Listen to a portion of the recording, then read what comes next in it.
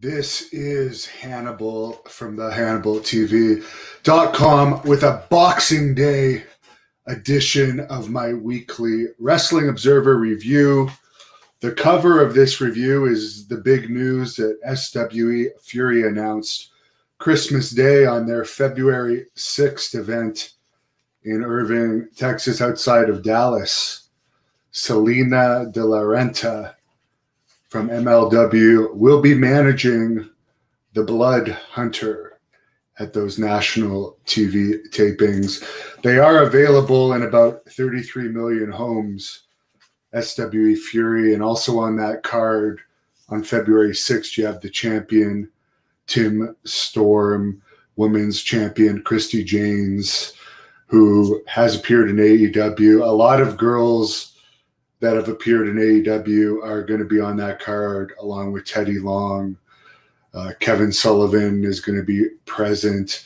It's going to be quite an event. Charlie Haas, who Dave Meltzer mentioned my interview that I did with Charlie Haas in the Observer, coincidentally, that has almost 100,000 views at the last SWE Fury event. However, he didn't credit the Hannibal TV. So he must not like me. At least I credit him. And by the way, I don't read the whole Wrestling Observer. Most of it I have zero interest in. I only read you guys the stuff that I find interesting. I did do a Christmas special with Renee Dupree tonight or I guess yesterday night. It was a 420 special that fans like. And Al Green said the alien video was wild. I also did an interview with a conspiracy theorist about the satanic lines that is no longer on the Hannibal TV main channel. We did stream it on this channel, the Hannibal TV Facebook page, which we put a lot of ad-free videos on now. I highly suggest everyone subscribe to that page. My second channel, Devon Nicholson, it's still on the Hannibal TV Facebook page and my Devon Nicholson YouTube channel. If people want to check out that alien video, the link's in the description. It was wild, and it was a little bit too wild for the main channel here. So, yeah. James says it sucks when I don't get credited. Conrad Thompson does it a lot. Conrad Thompson does do it a lot. That's one of the reasons I stopped listening to his podcast. But let me get into the news. WWE news right now, apparently, for the WrestleMania weekend, for the Hall of Fame, since they didn't do a Hall of Fame ceremony last year. Last year's Hall of Fame inductees will reportedly be honored this year. That includes John Layfield, Dave Bautista, Davey Boy Smith, the Bella Twins, and the NWO. Now, of course, Davey Boy Smith Jr. is no longer under contract to MLW. And WWE was reportedly recording him at Bloodsport. Apparently, he was supposed to appear on the last UWN taping before they got shut down due to COVID restrictions in early December. And he didn't come to that either because he was taping something with WWE. So I would suspect we'll more than likely see him in WWE than AEW, but there's been no formal announcements made. Apparently, there's talk of NXT having a second TV show with lower quality wrestlers. So, another wrestling TV show to look forward to. Hurrah! Apparently, there's also talk of an NXT India brand and NXT Mexico brand. It'll be interesting to see if the ratings keep declining. They recently had their lowest rated Raw in history since Raw began in the early 90s, if they'll still keep getting these big TV deals that will allow them to have these development territories, which from what I understand, maybe it's changed now that NXT has a TV deal, but in the past, the development territories weren't really that profitable. So it'll be interesting to see if time goes on, if they could sustain those. The Undertaker versus AJ Styles was named the match of the year at the Slammies. Not the greatest match of all time, Edge versus Orton, the cinematic match between Undertaker and AJ Styles. However, the Edge versus Orton match was supposedly pretty much a cinematic match too, as apparently it wasn't recorded live, and there was stuff that was re-recorded.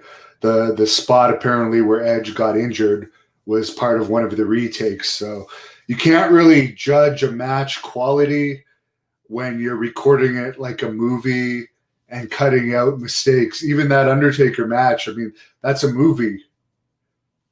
The cinematic match was basically a movie.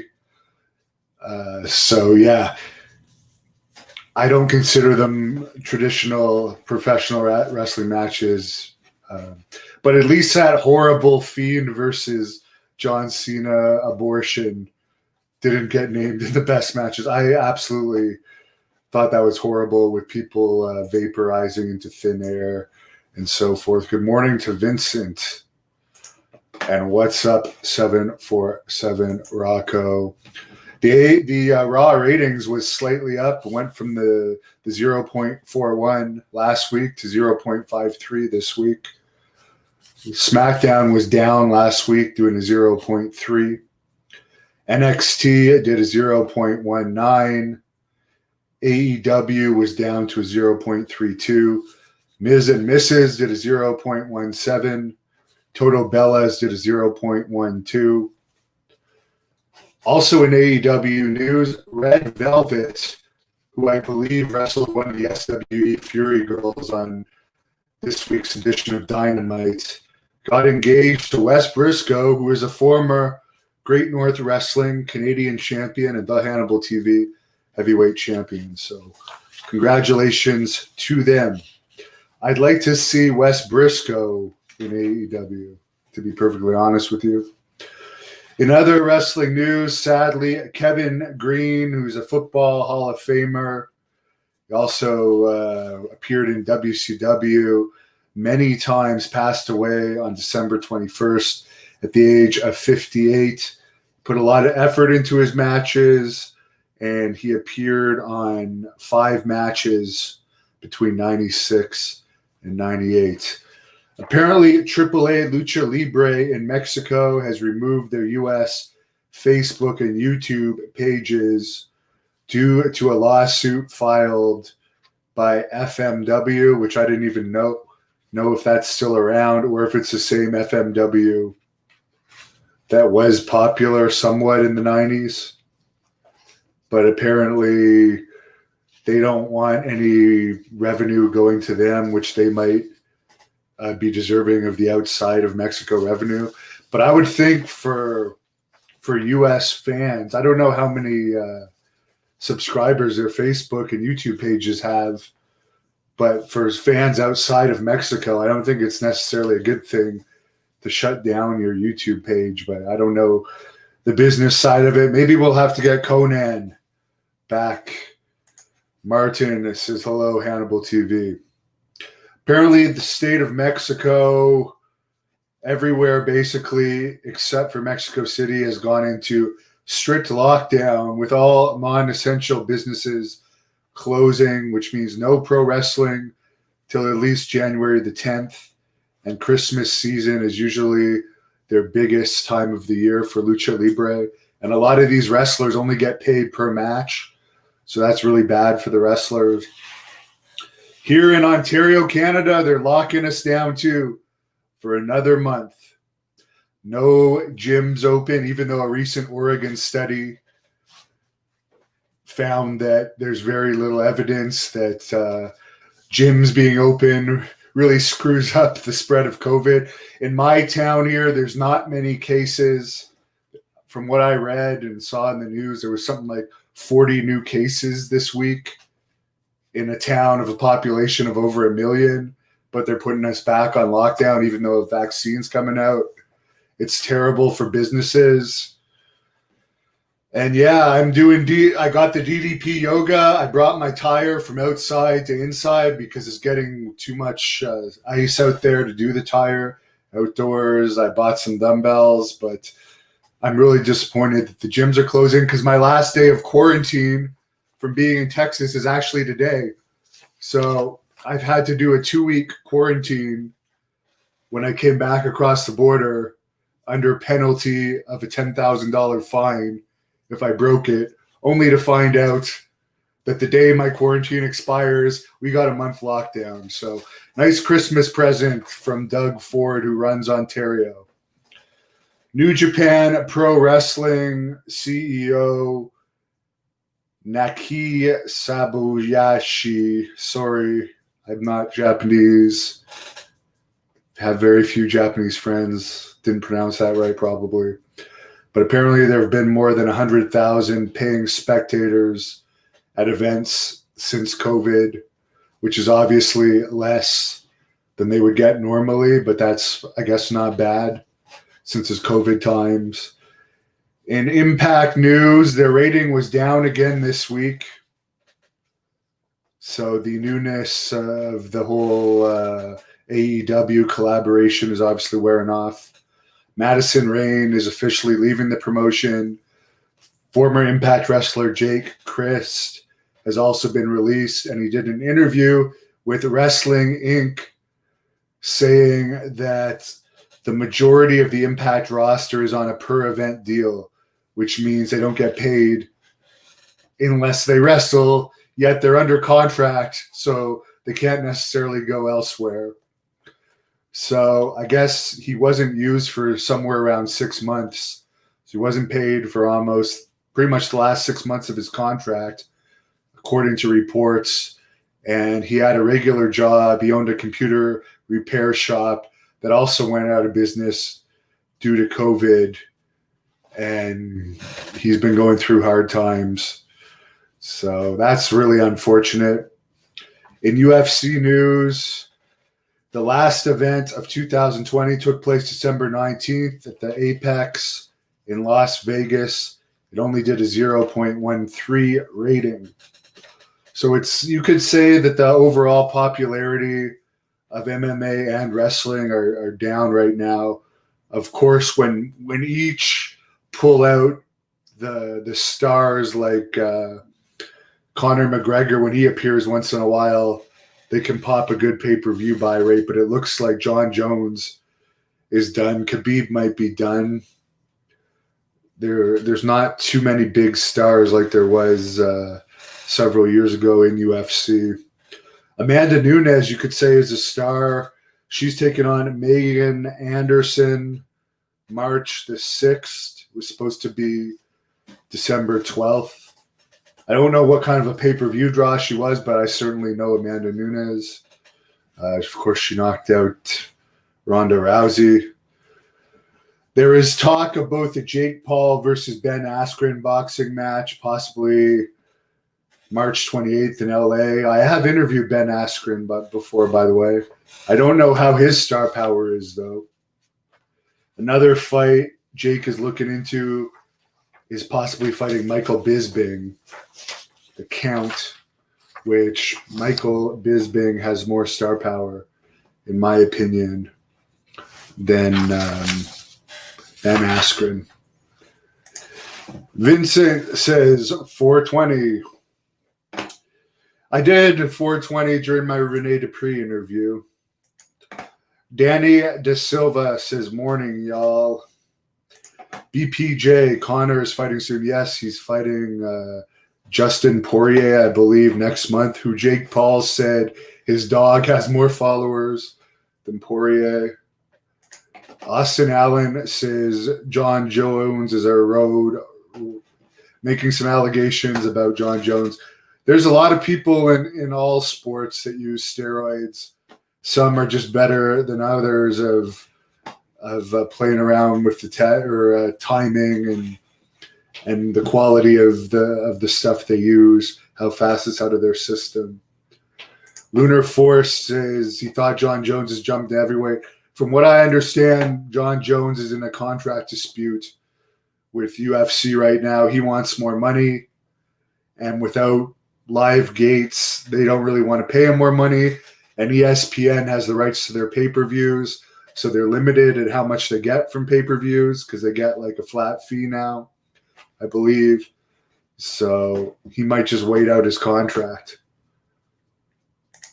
Al Green says, lame, Austin STFU. I have no idea what that's all about. Oh, he's talking about Austin Allen. I won't get into that feud, but I did post my Magnum TA full shoot interview earlier today as a Christmas gift to you guys. I will post my Barry Darso one on Boxing Day at some point. I did do the Rene Dupree Christmas special, which is he gave some good answers on that. Talked about the various concussions he had while working for WWE. And working on some other interviews. Definitely have a lot of big ones lined up for January. And I'm going to try and finish December as strong as possible. I'm very near to getting 60 million hits for the year 2020, which is, of course, beating my old record by almost 25 million from last year. So I thank all of you supporters for the growth. We are on Twitch at Great North Wrestling, Twitter and Instagram at the Hannibal TV, and I am on Twitter at DEVONHANNIBAL. And if you direct message me, I will follow you back. Al says, Rene Dupree seems cool. Just wish she smoked weed more. Well, his wife actually works at a weed growing facility in New Brunswick. But as he explained it to me, he still wrestles in Japan, where the view on smoking weed is different than here in Canada, where it's legal. And in a lot of states, it's also legal. But if there's a video of him smoking weed on camera, it could affect him going to Japan in the future. And he has a good thing going with Noah. And he also discussed there might be some other things brewing in other companies in Japan for him next year. So we'll see. Right now, the lockdown's screwing everyone over. BPJ says he wishes over 100 million hits for 2021. It's possible. We have some good partnerships now with SWE Fury, and if PCW Ultra is able to run again in 2021 in LA, one of my favorite cities in the whole world, I really want to work with them more, and I think it could happen. And hopefully by the fall, Great North Wrestling will be able to run again in Canada. But for now, at least, I'm going to be covering SWE Fury events. And on my next trip to the U.S. in February, I'm also going to work harder on getting more in-person interviews. My last trip was all screwed up, as you guys know. I was also supposed to go to Florida and L.A., but the Florida show ended up being a total shit show and was complete garbage, and I didn't end up going there. And LA got canceled due to the UWN studio restrictions. So my original plans for my other interviews I was going to get in person got ruined for those reasons. So my next trip, I'll probably be going to the Dallas area, then Arizona, because I got something to take care of in Arizona, so I'll try and get some more in-person interviews. Al Green says Japan is archaic with the weed rules. Well, it's much healthier than drinking, to be perfectly honest with you. For instance, I smoked 3 joints during my interview with Rene Dupree, and I was able to do DDP yoga since then, as well as clean my entire house. So it hasn't affected my productivity. And obviously, I just did the news, not only looked it up, but read it just fine. And I'm probably going to walk my dog and do something else before I go to bed here. So alcohol is much worse. It can make you do crazy things, but in moderation, it's all right. But for me, I like to just stick with a few glasses of wine if I have any, but I have zero. I don't even keep alcohol in my house. So I don't see any benefits. Scorp Target says, cheers, brother. It's almost time for your WWE reveal. God is good. I don't think you'll ever see me in WWE. I'm happy. I want to be like Joe Rogan, cover the UFO subject, cover wrestling, boxing, MMA, and some other stuff. I don't really care about being in the ring. When I get a good interview, an interview I really like the one I did with Boss Rutan earlier this year, when you come off of a good interview, you almost get the same high as being in the ring. And I don't like the current product.